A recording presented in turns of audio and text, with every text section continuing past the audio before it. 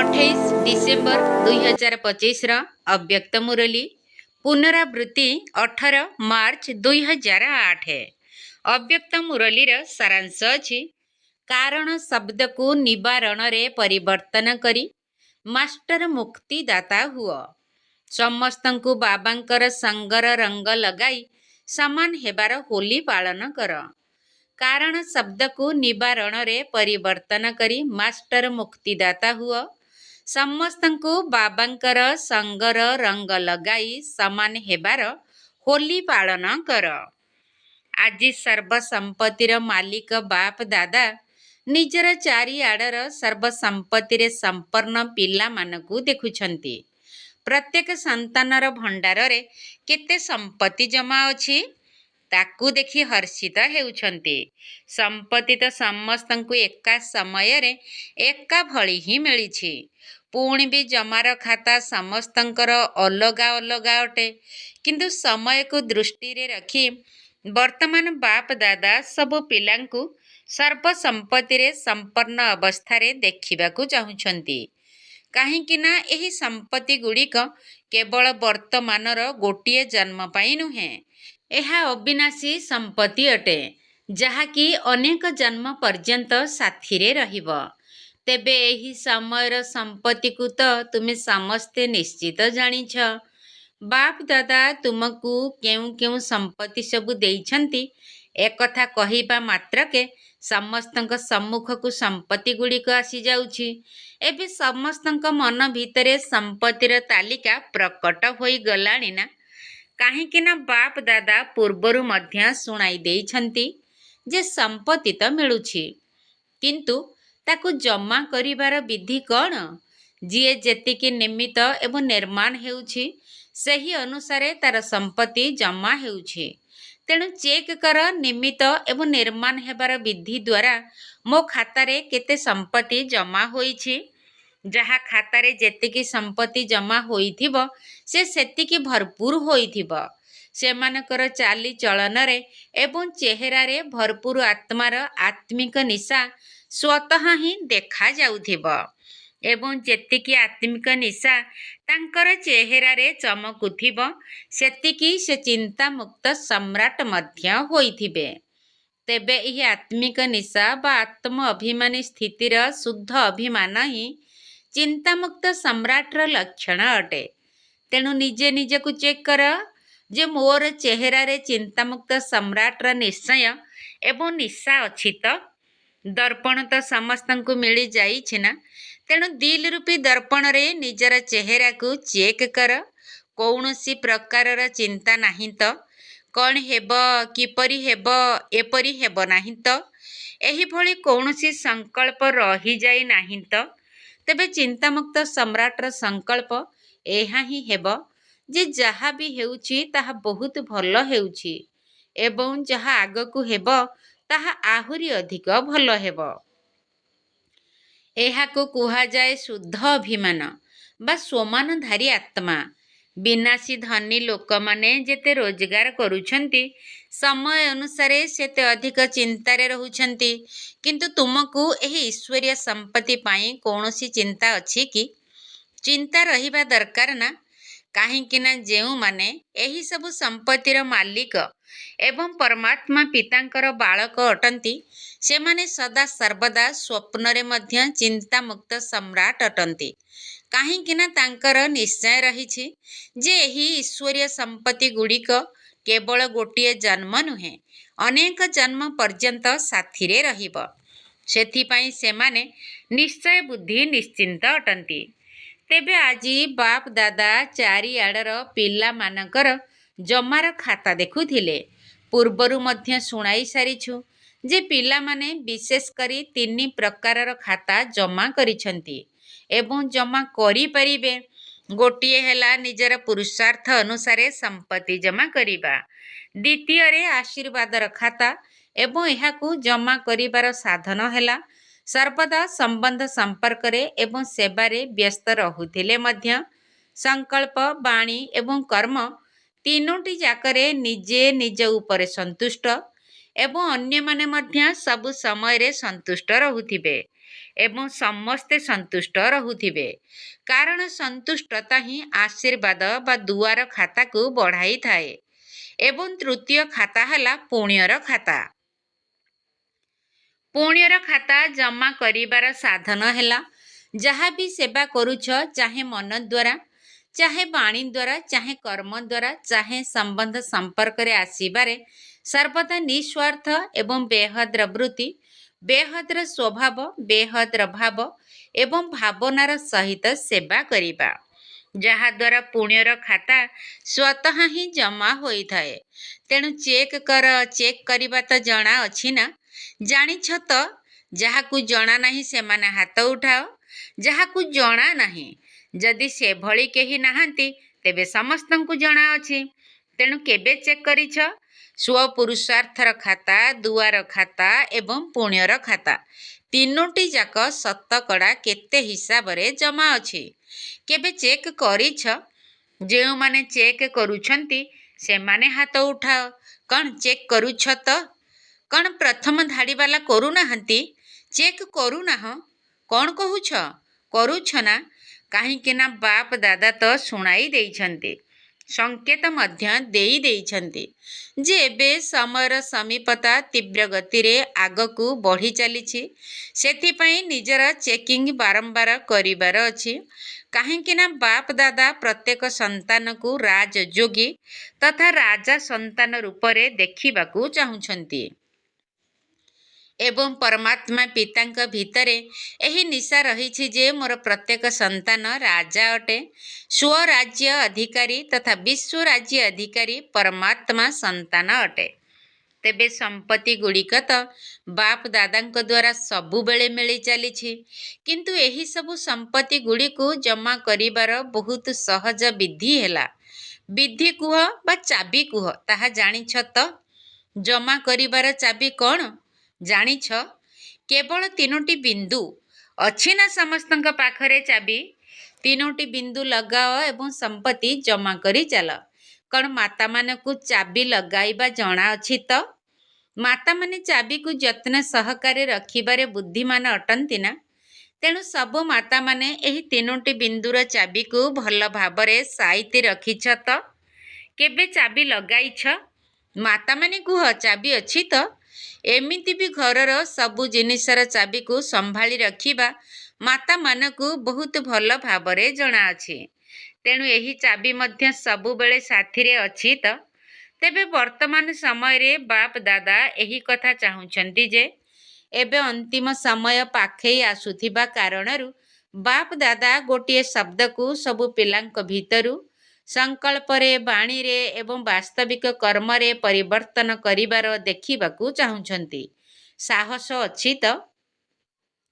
ଏହି ଗୋଟିଏ ଶବ୍ଦ ଯାହାକୁ ବାପ ଦାଦା ପ୍ରତ୍ୟେକ ସନ୍ତାନ ଦ୍ୱାରା ପରିବର୍ତ୍ତନ କରିବାକୁ ଚାହୁଁଛନ୍ତି, ଯାହାକି ଏହି ଗୋଟିଏ ଶବ୍ଦ ବାରମ୍ବାର ପିଲାମାନଙ୍କୁ ତୀବ୍ର ପୁରୁଷାର୍ଥୀରୁ ଅବହେଳା ପୁରୁଷାର୍ଥୀ କରିଦେଉଛି।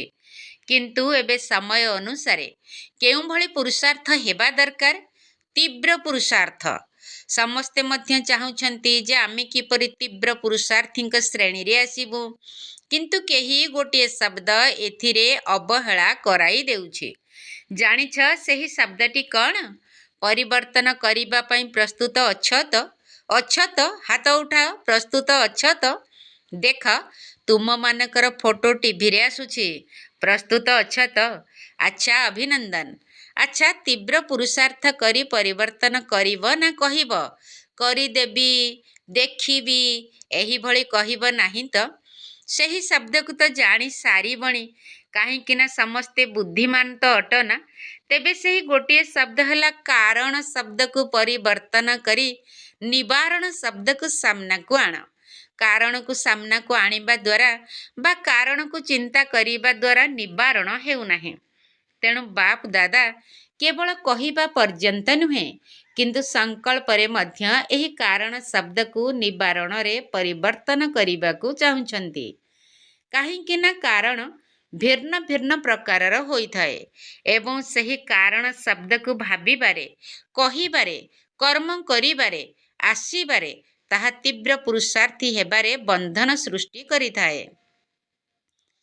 କାହିଁକି ନା ତୁମ ସମସ୍ତଙ୍କର ବାପ ଦାଦାଙ୍କ ସହିତ ପ୍ରତିଜ୍ଞା ରହିଛି, ସ୍ନେହର ସହିତ ପ୍ରତିଜ୍ଞା କରିଛ ଯେ ଆମେ ସମସ୍ତେ ବାବାଙ୍କର ଏହି ବିଶ୍ୱ ପରିବର୍ତ୍ତନ କାର୍ଯ୍ୟରେ ସାଥୀ ଅଟୁ।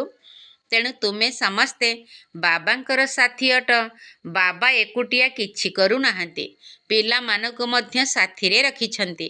ତେଣୁ ବିଶ୍ୱ ପରିବର୍ତ୍ତନ କାର୍ଯ୍ୟରେ ତୁମମାନଙ୍କର କାର୍ଯ୍ୟ କ'ଣ? ସର୍ବ ଆତ୍ମାଙ୍କର କାରଣକୁ ମଧ୍ୟ ନିବାରଣ କରିବା।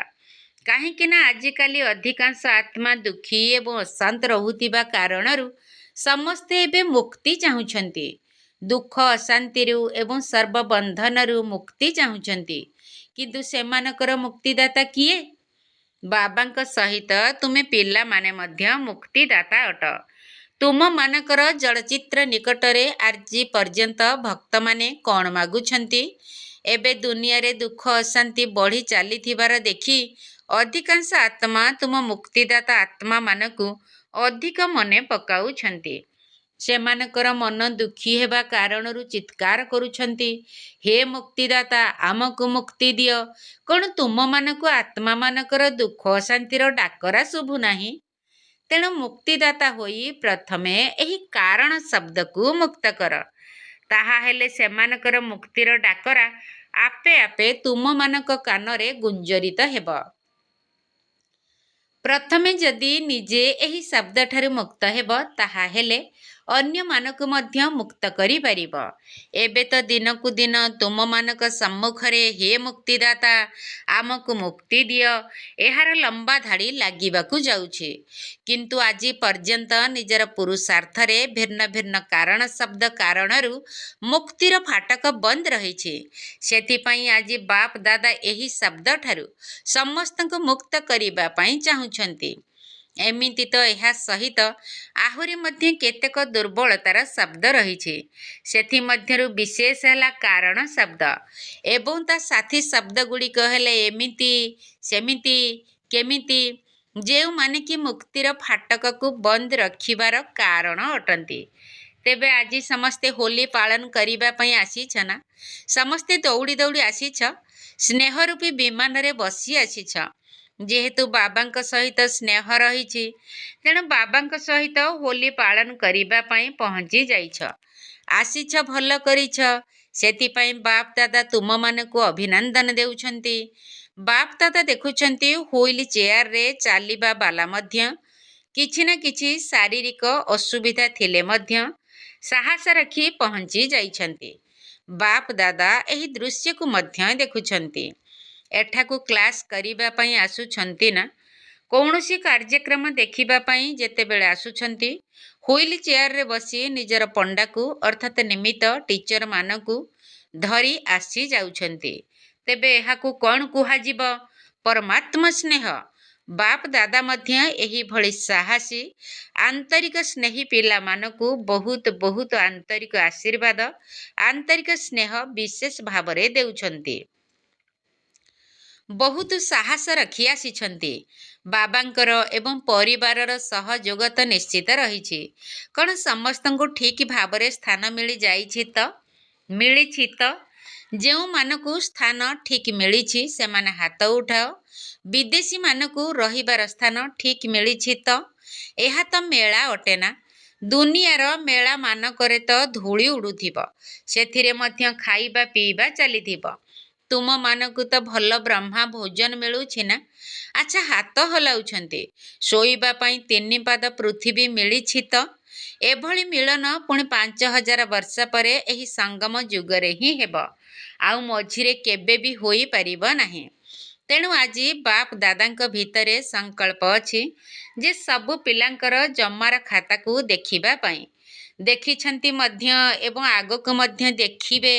କାହିଁକି ନା ବାପ ଦାଦା ପିଲାମାନଙ୍କୁ ପ୍ରଥମରୁ ହିଁ ଏହି ସୂଚନା ଦେଇସାରିଛନ୍ତି ଯେ ଜମାର ଖାତାକୁ ଜମା କରିବାର ସମୟ କେବଳ ଏହି ସଙ୍ଗମ ଯୁଗ ହିଁ ଅଟେ। ଏହି ସଙ୍ଗମ ଯୁଗରେ ଏବେ ଯେତେ ବି ଜମା କରିବା ପାଇଁ ଚାହିଁବ, ସାରା କଳ୍ପର ଖାତା ଏବେ ହିଁ ଜମା କରିପାରିବ। ଏହାପରେ ଜମା ଖାତାର ବ୍ୟାଙ୍କ ହିଁ ବନ୍ଦ ହୋଇଯିବ। ତାପରେ କ'ଣ କରିବ? ସେଥିପାଇଁ ବାପ ଦାଦାଙ୍କର ପିଲାମାନଙ୍କ ପ୍ରତି ସ୍ନେହ ଅଛି ନା? ତେଣୁ ବାପ ଦାଦା ଜାଣିଛନ୍ତି ଯେ ପିଲାମାନେ ଅବହେଳା ପଣିଆ କାରଣରୁ କେବେ ଭୁଲି ଯାଇଛନ୍ତି, କେବେ କହୁଛନ୍ତି ହୋଇଯିବ, ଦେଖିନେବୁ, କରୁଛୁ ତ, ଚାଲୁଛୁ, ଏହିଭଳି ବଡ଼ ମଜାରେ କହୁଛନ୍ତି। ଆପଣ ତ ଦେଖୁଛନ୍ତି ନା, ଆମେ ତ କରୁଛୁ ନା, ହଁ ଚାଲୁଛୁ ତ, ଆଉ କ'ଣ କରିବୁ? କିନ୍ତୁ ଚାଲିବାରେ ଆଉ ଉଡ଼ିବାରେ ଫରକ କେତେ? ଚାଲୁଛ, ସେଥିପାଇଁ ଅଭିନନ୍ଦନ। କିନ୍ତୁ ଏବେ ଚାଲିବାର ସମୟ ସମାପ୍ତ ହୋଇ ଉଡ଼ିବାର ସମୟ ଆସିଗଲାଣି। ତେଣୁ ଏବେ ଯଦି ଉଡ଼ିବାର ପୁରୁଷାର୍ଥ କରିବ, ତେବେ ଯାଇ ଲକ୍ଷ୍ୟସ୍ଥଳରେ ପହଞ୍ଚି ପାରିବ। ତେବେ ଭଗବାନଙ୍କର ସନ୍ତାନ ହୋଇ ଯଦି ସାଧାରଣ ପ୍ରଜାରେ ଆସିବ, ତେବେ କ'ଣ ଶୋଭା ପାଇବ? ଆଜି ସମସ୍ତେ ହୋଲି ପାଳନ କରିବା ପାଇଁ ଆସିଛ ନା? ତେଣୁ ହୋଲିର ଅର୍ଥ ହେଲା ଯାହା ବିତି ଯାଇଛି ତାକୁ ବିନ୍ଦୁ ଲଗାଇ ଦିଅ। ତେଣୁ ଆଜିଠାରୁ ବାପ ଦାଦା ଏହି କଥା ଚାହୁଁଛନ୍ତି ଯେ ଯାହା ବିତିଗଲା ତାକୁ ଭୁଲିଯାଅ। କୌଣସି ବି କାରଣରୁ ଯଦି ଏବେ କୌଣସି ଦୁର୍ବଳତା ରହିଯାଇଛି, ତେବେ ଏହି ମୁହୂର୍ତ୍ତରେ ହିଁ ବିତିକୁ ବିତି କରି ନିଜର ଚିତ୍ରକୁ ସ୍ମୃତିକୁ ଆଣ। ନିଜର ଚିତ୍ରକାର ହୋଇ ନିଜର ଚିତ୍ର ତିଆରି କର। ଜାଣିଛ, ବାପ ଦାଦା ଏବେ ବି ପ୍ରତ୍ୟେକ ପିଲାଙ୍କର କେଉଁ ଚିତ୍ରକୁ ସମ୍ମୁଖରେ ଦେଖୁଛନ୍ତି? ଜାଣିଛ କେଉଁ ଚିତ୍ର? ଏବେ ତୁମେ ସମସ୍ତେ ନିଜର ଚିତ୍ର ତିଆରି କର। ଚିତ୍ର ତିଆରି କରିବା ଜଣା ଅଛି ତ? ଜାଣିଛ ତ? ଶ୍ରେଷ୍ଠ ସଂକଳ୍ପର କଲମ ଦ୍ୱାରା ନିଜର ଚିତ୍ରକୁ ଏବେ ସମ୍ମୁଖକୁ ଆଣ। ପ୍ରଥମେ ସମସ୍ତେ ଡ୍ରିଲ୍ କର। ମନର ଡ୍ରିଲ୍, କର୍ମେନ୍ଦ୍ରିୟର ଡ୍ରିଲ୍ ନୁହେଁ। ମନର ଡ୍ରିଲ୍ କର। ଡ୍ରିଲ୍ କରିବା ପାଇଁ ପ୍ରସ୍ତୁତ ଅଛ ତ? ମୁଣ୍ଡ ହଲାଅ। ଦେଖ, ଶ୍ରେଷ୍ଠରୁ ଶ୍ରେଷ୍ଠ ଚିତ୍ର ହେଲା ମୁକୁଟ, ତିଳକ ଏବଂ ସିଂହାସନ ଅଧିକାରୀ ହେବାର ଚିତ୍ର। ତେଣୁ ନିଜର ଚିତ୍ରକୁ ସମ୍ମୁଖକୁ ଆଣ ଏବଂ ଅନ୍ୟ ସବୁ ସଂକଳ୍ପକୁ ଆଡ଼େଇ ଦିଅ। ଏବଂ ଦେଖ, ତୁମେ ସମସ୍ତେ ବାପ ଦାଦାଙ୍କର ହୃଦୟ ସିଂହାସନର ଅଧିକାରୀ ଅଟ ନା? ଏଭଳି ସିଂହାସନ ତ କେଉଁଠି ବି ମିଳିବ ନାହିଁ। ତେଣୁ ପ୍ରଥମେ ଏହି ଚିତ୍ର ଅଙ୍କନ କର ଯେ ମୁଁ ବିଶେଷ ଆତ୍ମା, ସୋମାନଧାରୀ ଆତ୍ମା, ବାପ ଦାଦାଙ୍କର ପ୍ରଥମ ରଚନା ଶ୍ରେଷ୍ଠ ଆତ୍ମା, ବାପ ଦାଦାଙ୍କର ହୃଦୟ ସିଂହାସନର ଅଧିକାରୀ ଅଟେ। କ'ଣ ସିଂହାସନ ଅଧିକାରୀ ହୋଇଗଲା ତ? ଏହା ସହିତ ମୁଁ ପରମାତ୍ମାଙ୍କର ରଚନା ସୃଷ୍ଟି ରୂପୀ ବୃକ୍ଷର ମୂଳରେ ବସିଥିବା ପୂର୍ବଜ ଏବଂ ପୂଜ୍ୟ ଆତ୍ମା ଅଟେ ଏବଂ ଏହି ସ୍ମୃତିର ତିଲକଧାରୀ ଅଟେ। ଏବେ ସ୍ମୃତି ରୂପୀ ତିଳକ ଲଗାଇ ଦେଲ ତ? ତା ସହିତ ଚିନ୍ତାମୁକ୍ତ ସମ୍ରାଟ ମଧ୍ୟ ଅଟେ। ସମସ୍ତ ଚିନ୍ତା ରୂପକ ବୋଝକୁ ବାପ ଦାଦାଙ୍କୁ ଅର୍ପଣ କରି ଡବଲ ଲାଇଟ୍ର ମୁକୁଟଧାରୀ ଅଟେ। ତେଣୁ ମୁକୁଟ, ତିଳକ ଏବଂ ସିଂହାସନଧାରୀ ଏହିଭଳି ବାବାଙ୍କର ଅର୍ଥାତ୍ ପରମାତ୍ମାଙ୍କର ପ୍ରିୟ ଆତ୍ମା ଅଟେ। ତେବେ ନିଜେ ନିଜର ଏହିଭଳି ଚିତ୍ର ତ ଆଙ୍କିଦେଲ। ଏବେ ଚାଲିଲା ବୁଲିବା ବେଳେ ସବୁବେଳେ ଏହି ଡବଲ ଲାଇଟ୍ର ମୁକୁଟକୁ ଧାରଣ କରିପାରିବ। କେବେ ବି ନିଜର ସ୍ୱମାନକୁ ମନେ ପକାଅ। ମୁଁ ମୁକୁଟଧାରୀ, ତିଳକଧାରୀ ତଥା ସିଂହାସନ ଅଧିକାରୀ ଆତ୍ମା ଅଟେ। ନିଜର ଏହି ଚିତ୍ରକୁ ଦୃଢ଼ ସଂକଳ୍ପ ଦ୍ୱାରା ସମ୍ମୁଖକୁ ଆଣ। ମନେ ଅଛି ତ? ଆରମ୍ଭ ସମୟରେ ତୁମେମାନେ ଗୋଟିଏ ଶବ୍ଦକୁ ସ୍ମୃତିରେ ରଖିବା ପାଇଁ ବାରମ୍ବାର ଅଭ୍ୟାସ କରୁଥିଲ। ସେହି ଗୋଟିଏ ଶବ୍ଦ ଥିଲା ମୁଁ କିଏ? ଏହି ମୁଁ କିଏ ଶବ୍ଦକୁ ଏବେ ବାରମ୍ବାର ସ୍ମୃତିକୁ ଆଣ ଏବଂ ନିଜର ଭିନ୍ନ ଭିନ୍ନ ସ୍ୱମାନକୁ, ଉପାଧିଗୁଡ଼ିକୁ ମଧ୍ୟ ମନେ ପକାଅ, ଯାହାକି ତୁମମାନଙ୍କୁ ଭଗବାନ ପିତାଙ୍କ ଠାରୁ ମିଳିଥିବା ଉପାଧି ଅଟେ। ଆଜିକାଲି ଲୋକମାନଙ୍କୁ ବା ମଣିଷକୁ ମଣିଷ ଦ୍ୱାରା ଯଦି କୌଣସି ଉପାଧି ମିଳିଯାଉଛି, ତେବେ ବି ତାକୁ କେତେ ମହତ୍ତ୍ୱ ମନେ କରୁଛନ୍ତି। କିନ୍ତୁ ତୁମମାନଙ୍କୁ ବାବାଙ୍କ ଦ୍ୱାରା କେତେ ଉପାଧି ମିଳିଛି, କେତେ ସ୍ୱମାନ ମିଳିଛି। ତେଣୁ ସର୍ବଦା ନିଜର ବୁଦ୍ଧିରେ ସେହି ସ୍ୱମାନ ଗୁଡ଼ିକର ତାଲିକାକୁ ମନନ ଚିନ୍ତନ କରୁଥାଅ। ମୁଁ କିଏ ଏହାର ତାଲିକା ବାହାର କର। ଯଦି ସର୍ବଦା ଏହି ନିଶାରେ ରହିବ, ତେବେ କାରଣ ଶବ୍ଦ ସମାପ୍ତ ହୋଇ ସବୁ କର୍ମରେ ନିବାରଣ ଦେଖାଯିବ। ଯେତେବେଳେ ତୁମେମାନେ ନିବାରଣ ସ୍ୱରୂପ ହୋଇଯିବ, ସେତେବେଳେ ସର୍ବ ଆତ୍ମାକୁ ନିର୍ବାଣ ଧାମ, ମୁକ୍ତିଧାମକୁ ସହଜରେ ଯିବାର ରାସ୍ତା ଦେଖାଇ ମୁକ୍ତ କରିଦେବ। ତେଣୁ ଏବେ ଦୃଢ଼ ସଂକଳ୍ପ କର। କ'ଣ ଦୃଢ଼ ସଂକଳ୍ପ କରିବା ଜଣାଅଛି ତ? ଯେତେବେଳେ ନିଜ ଭିତରେ ଦୃଢ଼ତା ଆସିଯାଏ, ସେତେବେଳେ ଦୃଢ଼ତା ହିଁ ସଫଳତାର ଚାବି ହୋଇଯାଏ। ତେଣୁ ଟିକିଏ ବି ଦୃଢ଼ ସଂକଳ୍ପରେ କମି ଆଣ ନାହିଁ। କାହିଁକି ନା ମାୟାର କାମ ହେଲା ହରାଇବା, କିନ୍ତୁ ତୁମର କାମ କ'ଣ? ତୁମର କାମ ହେଲା ବାବାଙ୍କର ଗଳାର ହାର ହେବା, ନୁହେଁ କି ମାୟା ଠାରୁ ହାରିବା। ତେଣୁ ସମସ୍ତେ ଏହି ଦୃଢ଼ ସଂକଳ୍ପ କର ଯେ ମୁଁ ସର୍ବଦା ବାବାଙ୍କର ଗଳାର ବିଜୟମାଳା ଅଟେ, ଗଳାର ହାର ଅଟେ। ଗଳାର ହାର ଅର୍ଥାତ୍ ବିଜୟୀ ହାର ଅଟେ। ତେଣୁ ବାପ ଦାଦା ଯେତେବେଳେ ହାତ ଉଠା କରାଉଛନ୍ତି ଯେ ତୁମେମାନେ କ'ଣ ହେବ, ସମସ୍ତେ କ'ଣ ଉତ୍ତର ଦେଉଛ? ଗୋଟିଏ ହିଁ ଉତ୍ତର ଦେଉଛ, ଆମେ ଲକ୍ଷ୍ମୀ ନାରାୟଣ ହେବୁ, ରାମ ସୀତା ନୁହେଁ। ତେବେ ଲକ୍ଷ୍ମୀ ନାରାୟଣ ପଦର ଅଧିକାରୀ ବାପ ଦାଦାଙ୍କର ବିଜୟ ମାଳାର ଦାନା ମୁଁ ପୂଜ୍ୟ ଆତ୍ମା ଅଟେ।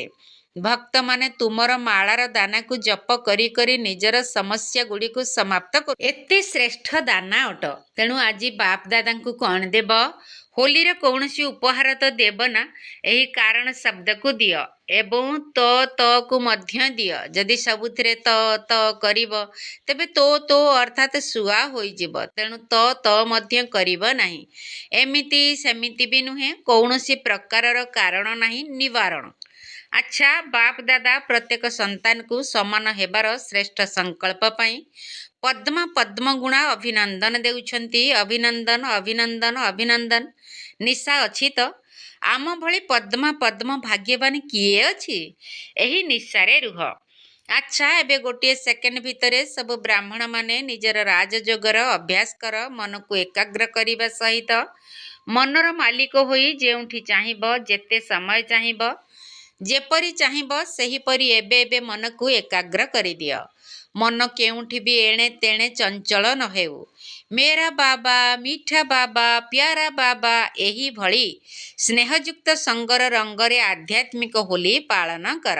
ଡ୍ରିଲ୍। ଆଚ୍ଛା, ଚାରିଆଡ଼ର ବିଶେଷ ଶ୍ରେଷ୍ଠ ହୋଲି ଅର୍ଥାତ୍ ପବିତ୍ର ଏବଂ ହାଇଏଷ୍ଟ ଅର୍ଥାତ୍ ସର୍ବୋଚ୍ଚ ପିଲାମାନଙ୍କୁ ସର୍ବଦା ନିଜକୁ ବାବାଙ୍କ ସମାନ ସର୍ବଶକ୍ତିରେ ସମ୍ପନ୍ନ ମାଷ୍ଟର ସର୍ବଶକ୍ତିମାନ ଅନୁଭବ କରୁଥିବା, ସର୍ବଦା ପ୍ରତ୍ୟେକ ଦୁର୍ବଳତା ଗୁଡ଼ିକଠାରୁ ମୁକ୍ତ ହୋଇ ଅନ୍ୟ ଆତ୍ମାମାନଙ୍କୁ ମଧ୍ୟ ମୁକ୍ତିପ୍ରାପ୍ତ କରାଉଥିବା ମୁକ୍ତିଦାତା ପିଲାମାନଙ୍କୁ ସର୍ବଦା ସ୍ୱମାନର ସିଟ୍ ଅର୍ଥାତ୍ ଆସନ ଉପରେ ସେଟ୍ ରହୁଥିବା, ସର୍ବଦା ଅମର ଭବର ବରଦାନର ଅନୁଭବ ସ୍ୱରୂପରେ ରହୁଥିବା, ଏହିଭଳି ଚାରିଆଡ଼ର ଚାହେଁ ସମ୍ମୁଖରେ ବସିଥିବା ଚାହେଁ ଦୂରରେ ବସିଥିଲେ ମଧ୍ୟ ସ୍ନେହରେ ବୁଢ଼ି ରହିଥିବା ପିଲାମାନଙ୍କୁ ସ୍ନେହ ସମ୍ପନ୍ନ ଶୁଭେଚ୍ଛା ବା ନିଜର ଉମଙ୍ଗ ଉତ୍ସାହର ତଥା ପୁରୁଷାର୍ଥର ସମାଚାର ପଠାଇଥିବା ପିଲାମାନଙ୍କୁ ବାପ ଦାଦାଙ୍କର ବହୁତ ପଦ୍ମ ଗୁଣା ହାର୍ଦ୍ଦିକ ଶୁଭେଚ୍ଛା ସ୍ୱୀକାର କରିବା ହେଉ ଏବଂ ସମସ୍ତ ରାଜଯୋଗୀ ତଥା ରାଜ୍ୟ ଅଧିକାରୀ ପିଲାମାନଙ୍କୁ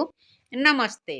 ଆମ ଆତ୍ମିକ ସନ୍ତାନମାନଙ୍କର ଆତ୍ମିକ ବାପ ଦାଦାଙ୍କୁ ହୋଲିର ଅନେକ ଶୁଭେଚ୍ଛା ସହିତ ନମସ୍ତେ ନମସ୍ତେ ନମସ୍ତେ ଏବଂ ସୁପ୍ରଭାତ। ବରଦାନ। ସର୍ବଶକ୍ତିବାନ ସତ୍ତା ଅର୍ଥାତ୍ ଅଧିକାରୀ ପଣିଆ ଆଧାରରେ ଆତ୍ମାମାନଙ୍କୁ ମାଲାମାଲ କରୁଥିବା ପୁଣ୍ୟ ଆତ୍ମା ଭବ। ସର୍ବଶକ୍ତିବାନ ସତ୍ତା ଅର୍ଥାତ୍ ଅଧିକାରୀ ପଣିଆ ଆଧାରରେ ଆତ୍ମାମାନଙ୍କୁ ମାଲାମାଲ କରୁଥିବା ପୁଣ୍ୟ ଆତ୍ମା ଭବ। ଯେପରି ଦାନ ପୁଣ୍ୟର ସତ୍ତାଧାରୀ ସକାମୀ ରାଜାମାନଙ୍କ ଭିତରେ ସତ୍ତାର ସମ୍ପୂର୍ଣ୍ଣ ଶକ୍ତି ଥିଲା, ଯାହା ଆଧାରରେ ସେମାନେ ଯାହାକୁ ଯାହା ଇଚ୍ଛା ସେହିଭଳି କରିଦେଇ ପାରୁଥିଲେ, ସେହିପରି ତୁମେ ମହାଦାନୀ ପୁଣ୍ୟ ଆତ୍ମାମାନଙ୍କୁ ସିଧାସଳଖ ବାବାଙ୍କ ଦ୍ୱାରା ପ୍ରକୃତି ଜିତ୍ ମାୟା ଜିତ୍ ହେବାର ବିଶେଷ ସତ୍ତା ମିଳିଛି। ତୁମେମାନେ ନିଜର ଶୁଦ୍ଧ ସଂକଳ୍ପ ଆଧାରରେ ଯେକୌଣସି ଆତ୍ମାର ବାବାଙ୍କ ସହିତ ସମ୍ବନ୍ଧ ଯୋଡ଼ି ତାକୁ ମାଲାମାଲ କରିଦେଇ ପାରିବ। କେବଳ ଏହି ସତ୍ତାକୁ ଯଥାର୍ଥ ରୂପରେ ବ୍ୟବହାର କର। ସ୍ଲୋଗାନ। ଯେତେବେଳେ ତୁମେମାନେ ନିଜର ସମ୍ପୂର୍ଣ୍ଣତାର ଅଭିନନ୍ଦନ ଉତ୍ସବ ପାଳନ କରିବ, ସେତେବେଳେ ସମୟ ଏବଂ ମାୟା ଉଭୟ ବିଦାୟ ନେଇଯିବେ। ଯେତେବେଳେ ତୁମେମାନେ ନିଜର ସମ୍ପୂର୍ଣ୍ଣତାର ଅଭିନନ୍ଦନ ଉତ୍ସବ ପାଳନ କରିବ, ସେତେବେଳେ ସମୟ ଏବଂ ମାୟା ଉଭୟ ବିଦାୟ ନେଇଯିବେ। ଅବ୍ୟକ୍ତ ଇଶାରା। ଏବେ ସମ୍ପନ୍ନ ବା କର୍ମାତୀତ ହେବାର ତୀବ୍ର ଇଚ୍ଛା ପ୍ରକଟ କର। ଯେତେବେଳେ ତୁମର ମନ ବୁଦ୍ଧି କର୍ମରେ ବହୁତ ବ୍ୟସ୍ତ ରହିଥିବ, ସେହି ସମୟରେ ମନକୁ ଫୁଲଷ୍ଟପ୍ର ବିନ୍ଦୁ ଲଗାଇବା ପାଇଁ ନିର୍ଦ୍ଦେଶ ଦିଅ। କର୍ମର ସଂକଳ୍ପ ମଧ୍ୟ ଷ୍ଟପ୍ ହୋଇଯାଉ। ଏହି ଅଭ୍ୟାସକୁ ଗୋଟିଏ ସେକେଣ୍ଡ ପାଇଁ ହେଉ ପଛକେ କିନ୍ତୁ ନିଶ୍ଚିତ କର, କାହିଁକି ନା ଅନ୍ତିମ ସାର୍ଟିଫିକେଟ୍ ଗୋଟିଏ ସେକେଣ୍ଡ ଭିତରେ ଫୁଲଷ୍ଟପ୍ ଲଗାଇବା ଉପରେ ହିଁ ପ୍ରାପ୍ତ ହେବ। ତେଣୁ ଗୋଟିଏ ସେକେଣ୍ଡ ଭିତରେ ବିସ୍ତାରକୁ ଏକତ୍ରିତ କରି ସାର ସ୍ୱରୂପ ହୋଇଯାଅ। ଏହି ଅଭ୍ୟାସ ହିଁ ତୁମକୁ କର୍ମାତୀତ କରିଦେବ। ଓମ୍ ଶାନ୍ତି। ଶାନ୍ତିର ଶକ୍ତି ଭାଇ ବଡ଼ ମହାନ। ଶାନ୍ତିର ଶକ୍ତି ଭାଇ ବଡ଼ ମହାନ। ଶାନ୍ତିକୁ ସାଥିରେ ରଖ, ଶାନ୍ତିକୁ ସାଥିରେ ରଖ, ସୁଖୀ ଜୀବନ। ଶାନ୍ତିର ଶକ୍ତି ଭାଇ ବଡ଼ ମହାନ। ଶାନ୍ତିର ଶକ୍ତି ଭାଇ ବଡ଼ ମହାନ। ସଙ୍ଗମ ଯୁଗେ ହାର ବିଶେଷତା ହିଁ ଅପାର। ସଙ୍ଗମ ଯୁଗେ ହାର ବିଶେଷତା ହିଁ ଅପାର। ବାବା ଆସି ଦେଉଛନ୍ତି, ବାବା ଆସି ଦେଉଛନ୍ତି, ଏହା ପ୍ରଧାନ। ଶାନ୍ତିର ଶକ୍ତି ଭାଇ ବଡ଼ ମହାନ। ଶାନ୍ତିର ଶକ୍ତି ଭାଇ ବଡ଼ ମହାନ। ପ୍ରକୃତିର ହଲଚଲ ବିଜ୍ଞାନର ମନ୍ଦ ଖେଳ। ପ୍ରକୃତିର ହଲଚଲ ବିଜ୍ଞାନର ମନ୍ଦ ଖେଳ। ଆୟତେ ଆଣିବ ଏକା, ଆୟତେ ଆଣିବ ଏକା, ଶାନ୍ତି ସ୍ଥାପନ। ଶାନ୍ତିର ଶକ୍ତି ଭାଇ ବଡ଼ ମହାନ। ଶାନ୍ତିର ଶକ୍ତି ଭାଇ ବଡ଼ ମହାନ। ବିଶ୍ୱର ପରିବର୍ତ୍ତନ ଶାନ୍ତି ସତ୍ୟ ଦିବ୍ୟ ଜ୍ଞାନ। ବିଶ୍ୱର ପରିବର୍ତ୍ତନ ଶାନ୍ତି ସତ୍ୟ ଦିବ୍ୟ ଜ୍ଞାନ। କରିବେ ସହଜ ଏକା, କରିବେ ସହଜ ଏକା, ଦିଅ ହେ ଧ୍ୟାନ। ଶାନ୍ତିର ଶକ୍ତି ଭାଇ ବଡ଼ ମହାନ। ଶାନ୍ତିର ଶକ୍ତି ଭାଇ ବଡ଼ ମହାନ। ଶାନ୍ତି ସଙ୍ଗେ ନୀରବତା ଘୁଞ୍ଚାଏ ସେବାବତା। ଶାନ୍ତି ସଙ୍ଗେ ନୀରବତା ଘୁଞ୍ଚାଏ ସେବାବତା। ଶାନ୍ତି ଯୋଗୁଁ ସତ୍ୟ ଯୁଗ, ଶାନ୍ତି ଯୋଗୁଁ ସତ୍ୟ ଯୁଗ ହେବ ସ୍ଥାପନ। ଶାନ୍ତିର ଶକ୍ତି ଭାଇ ବଡ଼ ମହାନ। ଶାନ୍ତିର ଶକ୍ତି ଭାଇ ବଡ଼ ମହାନ।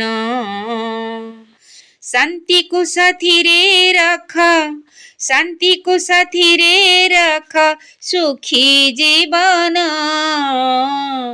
ଶାନ୍ତିର ଶକ୍ତି ଭାଇ ବଡ଼ ମହାନ।